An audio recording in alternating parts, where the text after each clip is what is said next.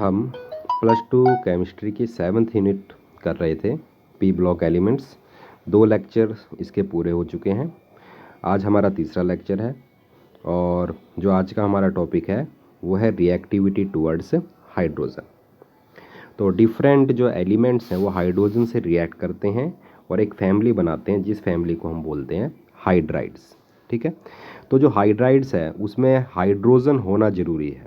ठीक है, जैसे वाटर है, आपका फॉर्मूला है H2O, तो एक एलिमेंट तो दूसरा होना चाहिए हाइड्रोजन को छोड़ के, और दूसरा एलिमेंट आपका हाइड्रोजन ही होना चाहिए, तभी उसे हम क्या बोलेंगे, हाइड्राइड। जैसे H2O क्या है आपका, ये है हाइड्राइड ऑफ ऑक्सीजन। तो इस फैमिली के जितने भी मेंबर्स हैं वो हाइड्राइड बनाते हैं और जिनका जनरल फार्मूला है EH3। जैसे नाइट्रोजन है, नाइट्रोजन बनाएगा आपका NH3। ठीक है, फॉस्फोरस क्या बनाएगा आपका PH3, आर्सेनिक क्या बनाएगा AsH3, एंटीमनी क्या बनाएगा आपका SbH3 और बिस्मथ क्या बनाएगा आपका BiH3। तो ये बनेंगे इनके हाइड्राइड्स। तो हमें क्या करना है, इनकी जो डिफरेंट प्रॉपर्टीज़ हैं इनको डिस्कस करना है जो कि हाइड्राइड्स की है। तो एग्ज़ाम में क्या क्वेश्चन आता है इसमें कि आपको डिफरेंट हाइड्राइड्स दे दिए जाते हैं और उनको अरेंज करना होता है। ठीक है, किसी भी तरह का अरेंजमेंट पूछ सकते हैं, उनकी स्टेबिलिटी का अरेंजमेंट पूछ सकते हैं कि बताइए इन सब हाइड्राइड्सों में से कौन ज़्यादा स्टेबल है या कौन सा कम स्टेबल है। ठीक है, या फिर उनकी बॉन्ड डिसोसिएशन एनर्जी पूछी जा सकती है, उनका रिड्यूसिंग करैक्टर पूछा जा सकता है। ठीक है, उनकी बेसिसिटी पूछी जा सकती है या फिर उनका मेल्टिंग पॉइंट और बॉइलिंग पॉइंट पूछा जा सकता है। तो हम इन सभी टॉपिक्स को एक एक करके डिस्कस करेंगे। तो यहाँ पर आपको एक टेबल दे रखी है, इसमें वेरिएशन दे रखा है, जो हमने अब डिफरेंट प्रॉपर्टीज़ करी हैं इनको हम एक एक करके डिस्कस करेंगे। जैसे मेल्टिंग पॉइंट का वेरिएशन दे रखा है, बॉइलिंग पॉइंट का दे रखा है, ये है आपकी डिस्टेंस। ठीक है, आपका जो एटम है, एलिमेंट है और जो हाइड्रोजन है उनके न्यूक्लियस के बीच की। ठीक है, उस तरह से बॉन्ड एंगल भी दे रखा है, ये भी बहुत इंपॉर्टेंट क्वेश्चन है कि जो इनका बॉन्ड एंगल है वो इस तरह से वेरी क्यों करता है। ठीक है, उसी तरह से एंथैल्पी ऑफ फ्यूज़न और एंथैल्पी ऑफ डिसोसिएशन तो इन सब को हम एक एक करके डिस्कस करेंगे। तो देखिए, सबसे पहले हम इसकी स्ट्रक्चर करते हैं, हाइड्राइड्स की स्ट्रक्चर क्या है। ठीक है, तो आप सभी को पता है कि जो ये एलिमेंट हैं 15th फैमिली के, उनके बाहर वाले शेल में कितने इलेक्ट्रॉन होते हैं, 5 इलेक्ट्रॉन होते हैं। ठीक है, मान लीजिए ये आपका E कोई भी एलिमेंट है। ठीक है, 1 2 3 4 5। E मैंने जनरल फार्मूला लिखा है किसी भी एलिमेंट का जो कि 15th फैमिली से बिलोंग करता है। ठीक है, अब इन 5 इलेक्ट्रॉनों में से 3 इलेक्ट्रॉन्स वो किसके साथ इन्वॉल्व हो जाएंगे, हाइड्रोजन के साथ, क्या बनाने में, बॉन्ड बनाने में। ठीक है, तो ये जो हाइड्राइड्स हैं इसके पास एक तो लोन पेयर ऑफ इलेक्ट्रॉन होगा और 3 क्या होंगे, बॉन्ड पेयर ऑफ इलेक्ट्रॉन। ठीक है, आप इस डायग्राम में इस चीज़ को देख सकते हैं कि ये जो भी हाइड्राइड्स हैं, एक इनके पास लोन पेयर है जो रिएक्शन में पार्टिसिपेट नहीं करेगा बॉन्डिंग में, और 3 क्या है इनके पास, बॉन्ड पेयर ऑफ इलेक्ट्रॉन।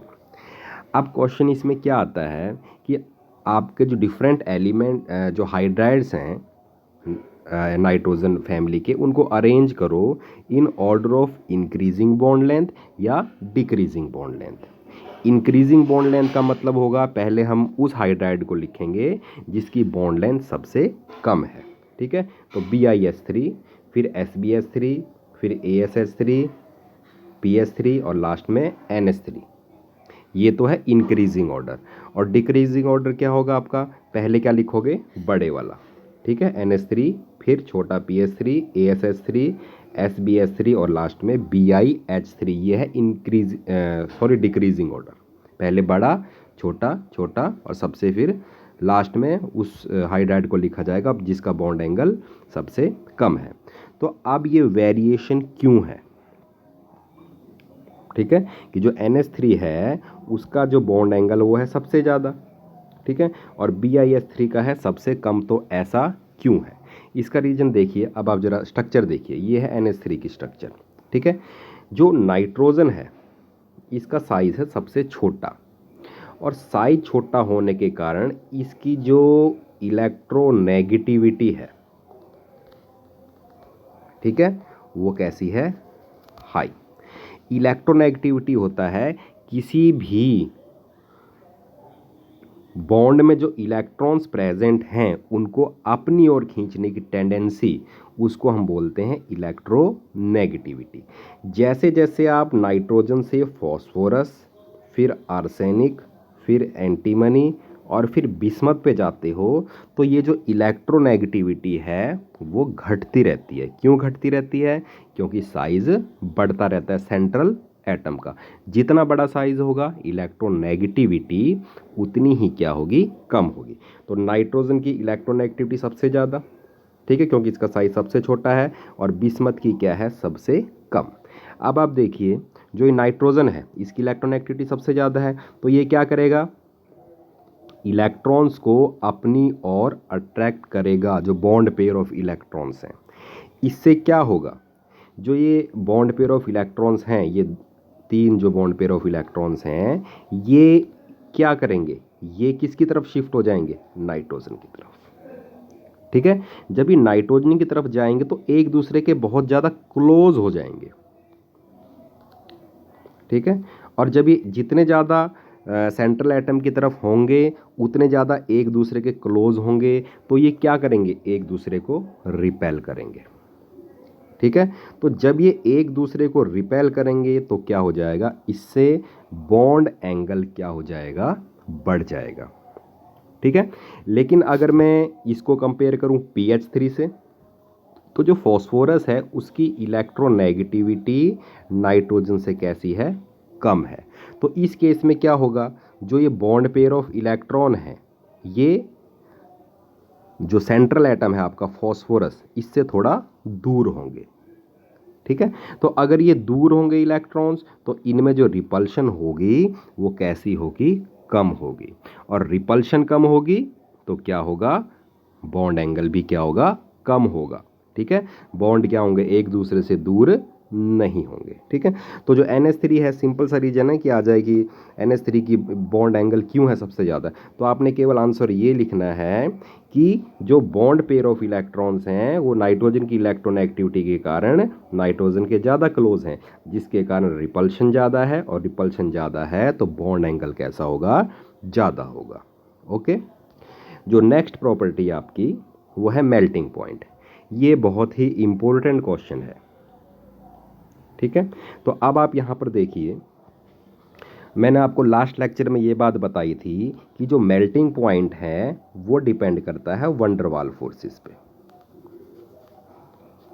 इस पर डिपेंड करता है वंडर वाल फोर्सेस पे, और जो वंडर वाल फोर्सेस हैं वो डिपेंड करते हैं साइज पे, ठीक है।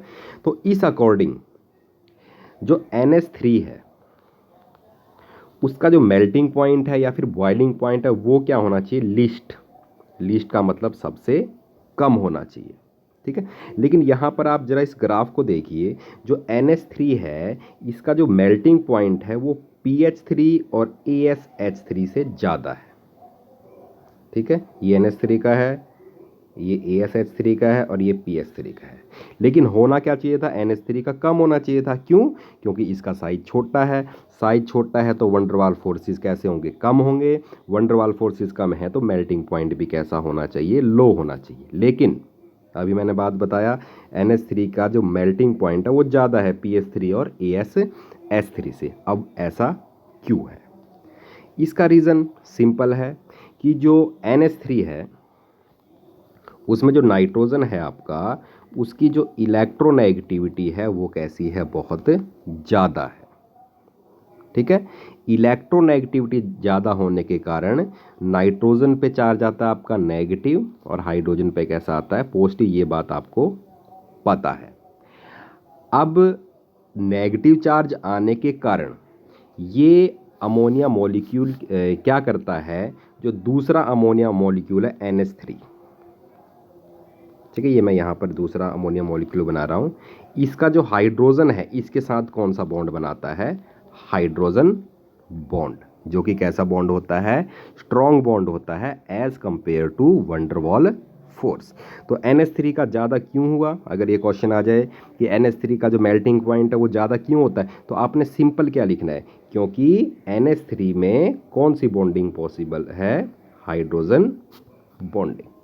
ओके, PH3ASH3 इनमें हाइड्रोजन बॉन्डिंग पॉसिबल नहीं है। क्यों नहीं है, क्योंकि फॉस्फोरस और आर्सेनिक का जो साइज़ है वो बहुत बड़ा होता है, जिसके कारण इनकी इलेक्ट्रोनेगेटिविटी कम होती है। और हाइड्रोजन बॉन्ड बनाने की क्या कंडीशन है कि साइज़ कैसा होना चाहिए, छोटा होना चाहिए। ओके, तो इसका आंसर केवल ये है कि NH3 का मेल्टिंग पॉइंट ज़्यादा क्यों होता है, क्योंकि NH3 क्या करता है, हाइड्रोजन बॉन्ड बनाता है। ठीक है, उसके आगे जो वेरिएशन है वो इजी है, सिंपल है कि PH3 से ASH3 और SbH3 ये मेल्टिंग पॉइंट क्यों बढ़ रहा है, क्योंकि साइज क्या हो रहा है, इंक्रीज हो रहा है। साइज इंक्रीज हो रहा है तो वैन डर वाल फोर्सेस ये भी क्या होंगे, इंक्रीज होंगे, और वैन डर वाल फोर्सेस इंक्रीज होंगे तो मेल्टिंग पॉइंट भी क्या होगा, इंक्रीज होगा। नेक्स्ट है आपका बॉइलिंग पॉइंट। वही रीज़न लगेगा इसमें भी कि जो NH3 है इसका जो बॉइलिंग पॉइंट है वो एबनॉर्मली ज़्यादा है किससे, दूसरे मेंबर से। रीज़न वही है, कौन सा, हाइड्रोजन बॉन्डिंग। क्योंकि नाइट्रोजन का साइज़ कैसा है, स्मॉल है। स्मॉल साइज होने के कारण इसकी जो इलेक्ट्रोनेगेटिविटी है वो कैसी है, हाई है। ठीक है, और हाई इलेक्ट्रोनेगेटिविटी होने के कारण ये क्या कर सकता है, हाइड्रोजन बॉन्ड बना सकता है, दूसरे मेंबर नहीं बना सकते। उसके बाद जो वेरिएशन है वही है, उसी तरह से रेगुलर वेरिएशन है। आपको क्या कहना है केवल कि जो जब आप फास्फोरस से आर्सेनिक पे जाते हो और आर्सेनिक से एंटीमनी पे जाते हो तो क्या होगा, साइज बढ़ेगा, और साइज बढ़ेगा तो वैन डर वाल फोर्सेस भी बढ़ेंगे, और वैन डर वाल फोर्सेस बढ़ेंगे तो बॉइलिंग पॉइंट भी क्या होगा, बढ़ेगा। नेक्स्ट आपका सॉल्युबिलिटी। देखिए, सॉल्युबिलिटी के लिए एक कंडीशन होनी जरूरी है, और वो क्या कंडीशन है, सॉल्यूट और सोलवेंट में इंटरेक्शन होने जरूरी हैं, उनमें बॉन्ड बनने जरूरी हैं। यदि उनमें बॉन्ड बनेंगे तो आपका जो सब्सटेंस है वो सॉल्युबल होगा, नहीं तो आपका जो सब्सटेंस है वो सॉल्युबल नहीं होगा। इसमें केवल जो NH3 है वही सॉल्युबल है। ठीक है, NH3 मतलब अमोनिया। NH3 क्यों सॉल्युबल है, रीज़न वही है, उसी तरह से बिल्कुल सेम, क्योंकि NH3 क्या कर सकता है, वाटर के साथ कौन से बॉन्ड बना सकता है, हाइड्रोजन बॉन्ड बना सकता है। ये देखिए, ठीक है, NH3 के हाइड्रोजन पे डेल्टा पॉजिटिव और वाटर के ऑक्सीजन पे डेल्टा नेगेटिव, तो डेल्टा नेगेटिव और डेल्टा पॉजिटिव क्या करेंगे, एक दूसरे को अट्रैक्ट करेंगे। ठीक है, तो यहाँ पर कौन सा बॉन्ड बनेगा, आपका हाइड्रोजन बॉन्ड। ठीक है, या फिर आप ऐसे कह सकते हो सॉल्यूट और सोलवेंट में क्या होगी, इंट्रैक्शन होगी, लेकिन जो दूसरे मेंबर्स हैं वो इनसॉल्युबल होंगे। क्यों होंगे इनसॉल्युबल, क्योंकि वो हाइड्रोजन बॉन्ड नहीं बना सकते, क्योंकि उनका साइज बड़ा है। ठीक है, ये हम पहले डिस्कस कर चुके हैं। नेक्स्ट आता है आपका थर्मल स्टेबिलिटी। तो जो थर्मल स्टेबिलिटी है वो घटती है जब आप डाउन द ग्रुप जाते हो। NH3 वो है आपका मोस्ट स्टेबल। तो जो थर्मल स्टेबिलिटी है वो डिपेंड करती है बॉन्ड लेंथ पे।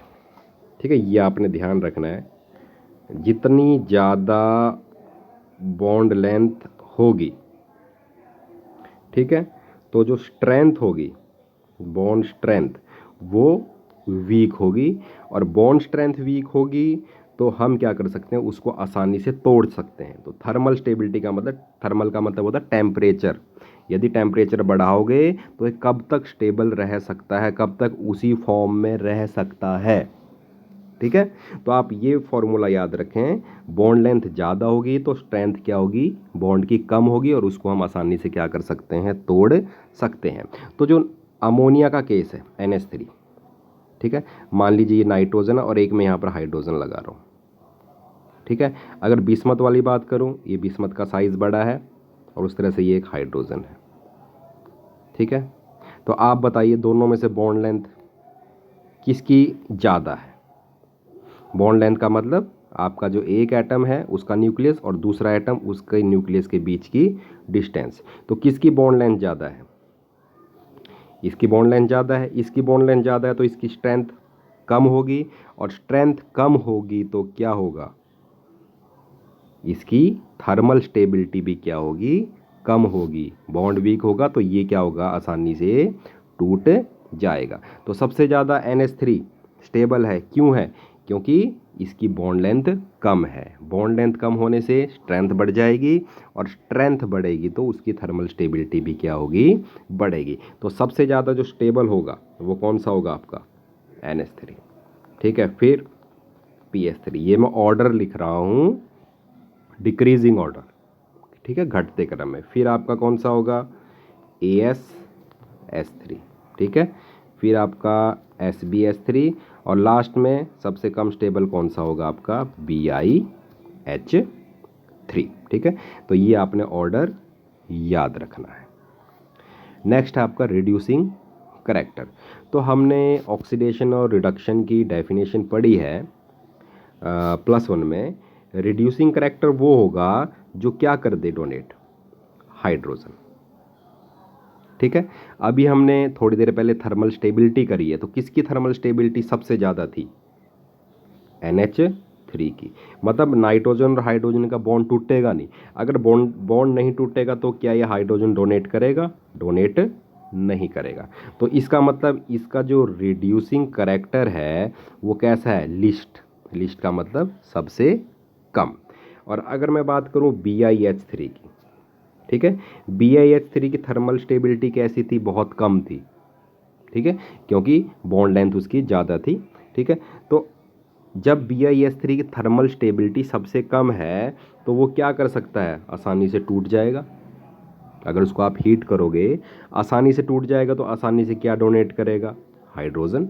और आसानी से हाइड्रोजन डोनेट करेगा तो उसका मतलब उसका कैरेक्टर कैसा होगा? रिड्यूसिंग। वो रिड्यूसिंग एजेंट होगा। वो क्या कर सकता है? दूसरे की रिडक्शन कर सकता है। कैसे? क्या दे के? हाइड्रोजन को डोनेट करके। ठीक है। तो सबसे ज़्यादा रिड्यूसिंग कैरेक्टर किसका हुआ? BiH3 का, और सबसे कम NH3 का। तो ये आपका इंक्रीजिंग ऑर्डर हुआ। NH3, PS3, AsH3 और SbH3, और लास्ट में BiH3। ठीक है। उससे नेक्स्ट आपका बेसिक कैरेक्टर। तो एक तो चीज़ आपने ये ध्यान रखनी है कि ये सभी जो हाइड्राइड्स हैं वो हैं लेविस बेस। ये +1 में आपने टॉपिक पढ़ा है लेविस एसिड और लेविस बेस का। लेविस बेस वो सब्सटेंस होते हैं जो एक लॉन पेयर ऑफ इलेक्ट्रॉन क्या कर सकते हैं? डोनेट कर सकते हैं, क्योंकि इनके पास एक lone pair of electron present है। देखिए ये हमने स्ट्रक्चर करी थी स्टार्टिंग में। ठीक है, हाइड्राइड्स की इस तरह से करी थी ना स्ट्रक्चर। तो ये एक लॉन पेयर है, ये क्या कर सकता है? ये आसानी से डोनेट कर सकता है। तो ये सब क्या है? लॉन पेयर ऑफ सब क्या है? Sorry, Lewis base. अब बात आती है कौन सा अच्छा लेविस बेस है, मतलब इनमें से कौन इलेक्ट्रॉन आसानी से डोनेट कर सकता है। ठीक है। तो ज़रा हम एक बार सबकी स्ट्रक्चर करते हैं। जैसे NH3 है, N साइज इसका छोटा है, NH3। अब एक मैं बिस्मथ के हाइड्राइड की स्ट्रक्चर बना रहा हूँ, BiH3। तो यहाँ पर देखिए जो बिस्मथ का जो हाइब्रिड ऑर्बिटल है वो मैंने बहुत बड़ा बनाया है, और नाइट्रोजन का बहुत छोटा बनाया है। ठीक है, क्योंकि बिस्मथ का साइज़ कैसा है? बड़ा है। तो अब आप देखिए यहाँ पर ये जो 2 इलेक्ट्रॉन प्रेजेंट हैं बिस्मथ के ऊपर, ये बहुत ही लार्ज वॉल्यूम में प्रेजेंट है। ठीक है। तो बिस्मथ का इस पर कंट्रोल नहीं है, आप ये कह सकते हो। ठीक है, जब कंट्रोल नहीं है तो डोनेट कैसे कर सकता है? ठीक है। तो BiH3 में जो इलेक्ट्रॉन डेंसिटी है, इलेक्ट्रॉन डेंसिटी का मतलब इलेक्ट्रॉन पर यूनिट वॉल्यूम, कितने वॉल्यूम में इलेक्ट्रॉन प्रेजेंट हैं, वो बहुत कम है। ठीक है। लेकिन जो NH3 है उसमें जो इलेक्ट्रॉन डेंसिटी है वो कैसी है, बहुत ज़्यादा है, क्योंकि जो 2 इलेक्ट्रॉन हैं वो छोटे से स्पेस में ही प्रेजेंट हैं। ठीक है। तो नाइट्रोजन उसको क्या कर सकता है, आसानी से डोनेट कर सकता है। ठीक है। तो जो बेसिक करैक्टर हुआ, ठीक है, वो NH3 का तो होगा सबसे ज़्यादा। ठीक है।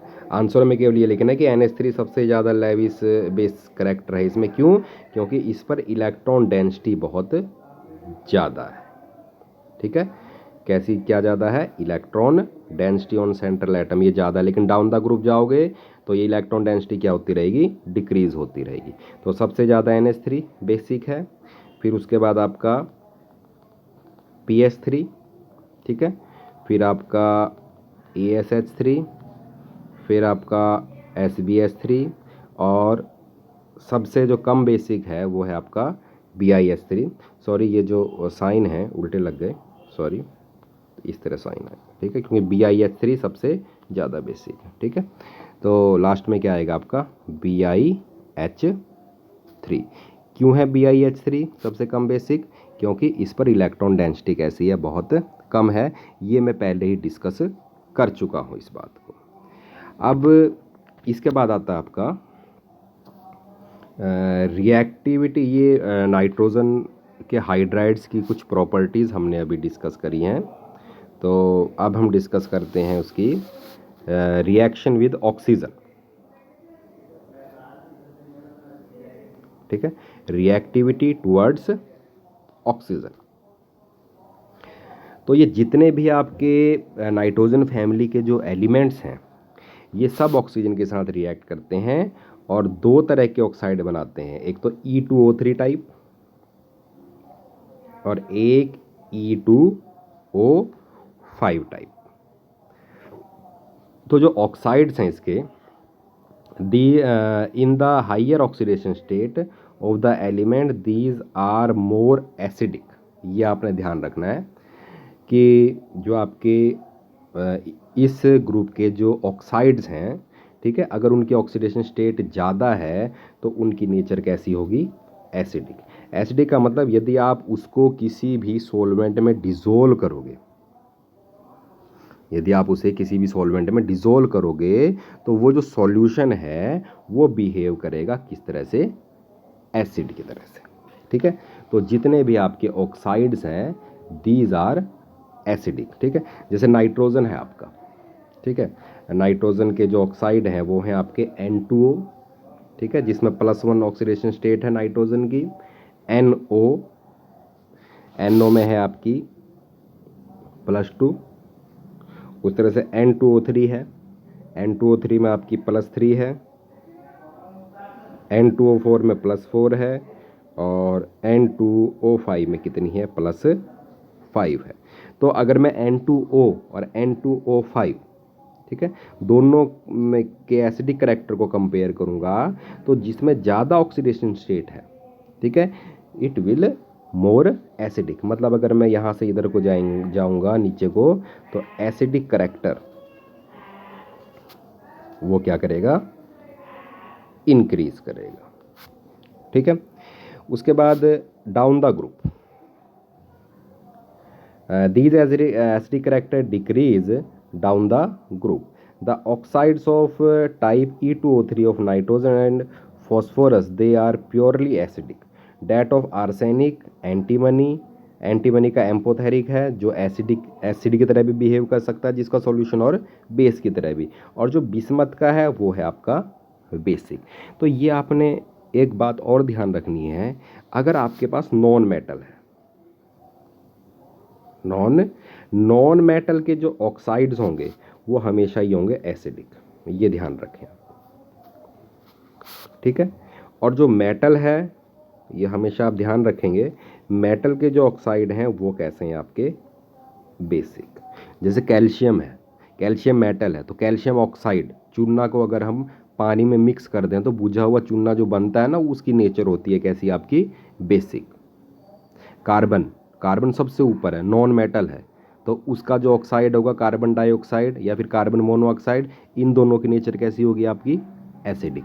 जैसे जैसे आप पीरियोडिक टेबल में किसी भी ग्रुप में ऊपर से नीचे की तरफ आओगे तो एसिडिक करैक्टर क्या होगा आपका, डिक्रीज होगा, ठीक है, और बेसिक करैक्टर बढ़ेगा, क्योंकि नीचे जाते हुए आपका मेटेलिक करैक्टर क्या होता रहता है, इंक्रीज होता रहता है।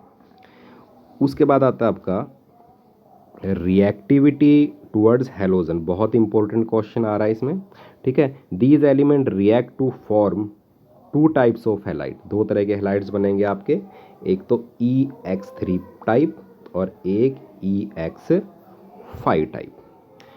तो nitrogen does not form penta halides, penta मतलब 5, नाइट्रोजन पेंटा हेलाइड्स नहीं बना सकता। जैसे अगर क्वेश्चन आ जाए कि YNF5 इज नॉट फॉर्म्ड, ठीक है, बट PF5 या PCl5 इज फॉर्म्ड, ठीक है, तो इसका रीज़न क्या लिखोगे आप, इसका रीज़न ये लिखोगे कि नाइट्रोजन के पास d ऑर्बिटल्स प्रेजेंट नहीं है। ये मैं पहले भी डिस्कस कर चुका हूँ, जिसके कारण ये अपनी वैलेंसी को 5 नहीं कर सकता, ये 3 ही कर सकता है। तो देखिए जैसे नाइट्रोजन का अगर मैं कॉन्फ़िगरेशन लिखूँ, नाइट्रोजन का जो एटॉमिक नंबर है आप सभी को पता है कितना है, 7, तो 1s2 2s2 और 2p3, तो 3 इसके पास अनपेयर्ड इलेक्ट्रॉन्स प्रेजेंट हैं p ऑर्बिटल में, तो ये बॉन्ड भी 3 ही बना पाता है, 5 नहीं बना पाता, क्योंकि 2d पॉसिबल नहीं है, ठीक है। लेकिन फॉस्फोरस बना सकता है। फॉस्फोरस का जो कॉन्फ़िगरेशन आता है लास्ट में वो है 3s2 और 3p3, ये मैं केवल लास्ट शेल का ही लिख रहा हूँ, ठीक है। लेकिन यहाँ पर एक ऑर्बिटल और प्रेजेंट है और वो कौन सा है, 3d वैकेंट ऑर्बिटल, ठीक है। तो इलेक्ट्रॉन्स s से किस में आ सकते हैं, d में, तो S से जब D में आएगा तो D में भी एक इलेक्ट्रॉन हो जाएगा और S में भी कितना इलेक्ट्रॉन हो जाएगा, एक, तो 5 अनपेयर्ड इलेक्ट्रॉन हो जाएंगे फॉस्फोरस में।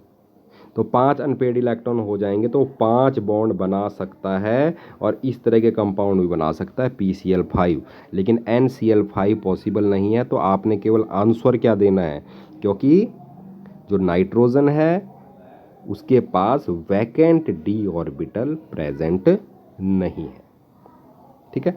उसी तरह से जो पेंटा हेलाइड्स हैं, these are more covalent than trihalides, जो कोवलेंट करेक्टर है वो पेंटा हेलाइड्स में ज़्यादा है और ट्राई हेलाइड्स में कम है। इसको भी हम अभी डिस्कस करेंगे कि this is due to the fact that pentahalides में +5 ऑक्सीडेशन स्टेट होती है और ट्राई हेलाइड्स में कितनी होती है, +3 ऑक्सीडेशन स्टेट। तो यहाँ पर एक कंसेप्ट और आएगा आपका जिसे हम बोलेंगे पोलराइजिंग पावर, ठीक है। तो since element in +5 oxidation state will have more polarising power, ये देखिए यहाँ पर आया आपका पोलराइजिंग पावर, एक वर्ड आया है। तो अभी पोलराइजिंग पावर है क्या, देखिए ये मान लीजिए ये एक कैटायन है और ये क्या है, एक एनायन है। यदि ये क्या करता है, कैटायन एनायन को अपनी ओर अट्रैक्ट करता है और ज़्यादा अट्रैक्ट करता है, तो मैं कहूँगा इसकी पोलराइजिंग पावर ज़्यादा है। तो जब कैटायन की पोलराइजिंग पावर ज़्यादा होगी तो इलेक्ट्रॉन की शिफ्टिंग होगी एनायन से कैटायन की तरफ, सीधी सी बात, अगर इलेक्ट्रॉनों को खींचेगा तो जाएगा। तो इससे क्या होगा, जो ये नेगेटिव चार्ज है, ठीक है, ये नेगेटिव चार्ज क्या होता रहेगा, कम होता रहेगा। उसी तरह से जो पॉजिटिव चार्ज अगर इसकी तरफ इलेक्ट्रॉन आएंगे तो ये भी क्या होता रहेगा, कम होता रहेगा, जिससे कैसा करैक्टर आता रहेगा इन पे, धीरे धीरे कौन सा करैक्टर, कोवलेंट करैक्टर, ठीक है। जितना कम चार्ज होगा ना इन दोनों पे, कैटायन और एनायन पे, उतना ही ज़्यादा कौन सा करैक्टर होगा आपका, कोवलेंट करैक्टर।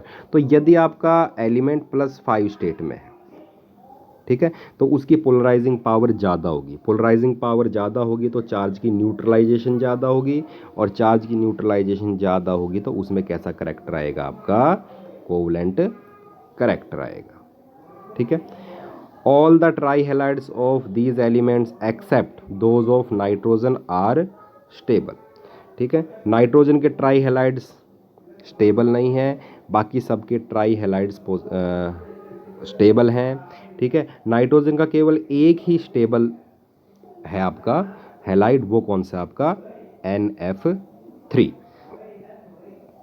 तो अभी मैं डिस्कस करता हूँ इसको NF3 ही क्यों स्टेबल है।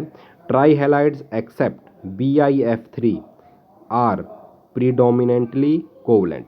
केवल BiF3 इसकी नेचर आयनिक है, बाकी जितने भी ट्राई हैलाइड्स हैं इनकी नेचर कैसी है, कोवलेंट है। पहले मैं NF3 वाली बात पे आता हूँ कि NF3 ही क्यों पॉसिबल है और ट्राई हैलाइड्स पॉसिबल क्यों नहीं है। ठीक है, अब ये देखिए NF3, NCl3, NBr3 और NI3। अब मैं इनकी स्ट्रक्चर बनाता हूँ जरा। NF3, ठीक है। फ्लोरीन, क्लोरीन, ब्रोमीन और आयोडीन, सबसे छोटा साइज है फ्लोरीन का। ठीक है, और नाइट्रोजन का तो साइज छोटा है ही। तो नाइट्रोजन का साइज छोटा है, इसके कारण ये केवल स्मॉल एटम्स को ही अपने चारों तरफ एकोमोडेट कर सकता है, रख सकता है। यदि मैं फ्लोरीन की जगह क्या कर दूं, क्लोरीन कर दूं, तो क्लोरीन का साइज कैसा होगा, बहुत बड़ा होगा। बड़ा साइज होने के कारण नाइट्रोजन 3 क्लोरीन एटम्स को और एक लॉन पेयर ऑफ इलेक्ट्रॉन को अपने चारों ओर नहीं रख सकता, जिसके कारण NCl3, NBr3 और NI3 तो बिल्कुल भी नहीं बनेगा, क्योंकि आयोडीन का साइज तो सबसे बड़ा है। तो NF3 ही पॉसिबल है। क्यों पॉसिबल है, क्योंकि फ्लोरीन का साइज छोटा है और वो नाइट्रोजन के चारों ओर आ सकता है। ठीक है, अब बात आती है BiF3 की। BiF3 ही में कैसा करेक्टर है आपका, आयनिक करेक्टर है, इसमें कोवलेंट करेक्टर नहीं है ज़्यादा। क्यों नहीं है, क्योंकि बिस्मथ ये है मेटल, ये कैसा है, मेटल, और जो फ्लोरीन है ये है मोस्ट नॉन मेटल। ठीक है, इसकी टेंडेंसी इलेक्ट्रॉन लेने देने की है बिस्मथ की, क्योंकि मेटल है, और इसकी इलेक्ट्रॉन क्या करने की है, एक्सेप्ट करने की। जिससे क्या होगा, कोवलेंट करेक्टर बहुत कम होगा, या फिर कह सकते हो ज़्यादा से ज़्यादा कैसा करेक्टर होगा, आयनिक करेक्टर होगा। इसके बाद आता है आपका रिएक्टिविटी टुवर्ड्स मेटल।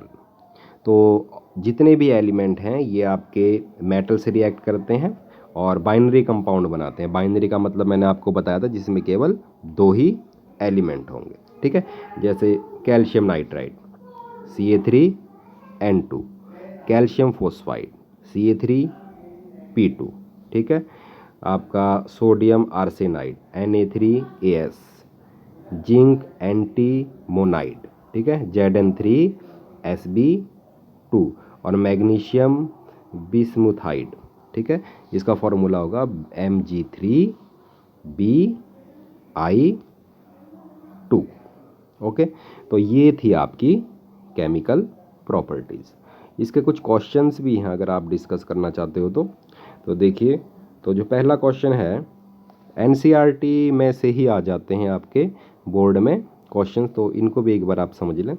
तो नाइट्रोजन एग्जिबिट +5 ऑक्सीडेशन स्टेट कुछ कंपाउंडों में शो करता है, जैसे N2O5 है आपका, इसमें +5 ऑक्सीडेशन स्टेट है। ठीक है, ये तो डिपेंड करती है इलेक्ट्रोनेगेटिविटी पे। लेकिन ये पेंटा हैलाइड्स नहीं बना पाता। क्यों नहीं बना पाता, ये हम पहले डिस्कस कर चुके हैं।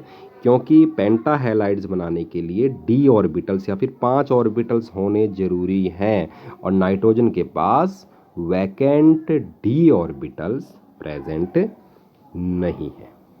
ओके, और ये नेक्स्ट क्वेश्चन है आपका, PH3 has lower boiling point than NH3। ये हम डिस्कस कर चुके हैं डिटेल्ड में।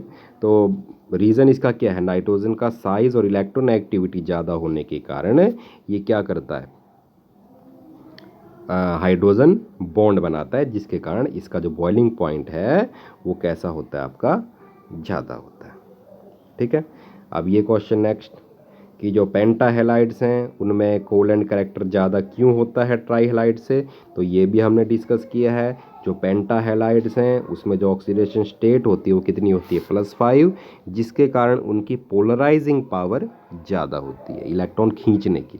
ठीक है, तो जितना ज़्यादा इलेक्ट्रॉन खींचेगा न्यूट्रलाइजेशन ऑफ चार्ज होगा और कैसा कैरेक्टर होगा, ज़्यादा से ज़्यादा कोवेलेंट कैरेक्टर होगा। उसके बाद why BiH3 is the strongest reducing agent. ठीक है, रिड्यूसिंग एजेंट का मतलब हाइड्रोजन देने की टेंडेंसी। क्यों है BiH3 स्ट्रॉन्गेस्ट रिड्यूसिंग एजेंट, क्योंकि जो BiH3 है इसकी जो थर्मल स्टेबिलिटी है वो सबसे कम है। इसको हीट करोगे तो एकदम जल्दी से टूट जाएगा, जल्दी से टूट जाएगा तो हाइड्रोजन डोनेट कर देगा, और हाइड्रोजन डोनेट कर देगा तो ये क्या होगा, आपका बहुत ही अच्छा रिड्यूसिंग एजेंट होगा। ठीक है, नेक्स्ट लेक्चर में हम बात करेंगे डाई नाइट्रोजन की।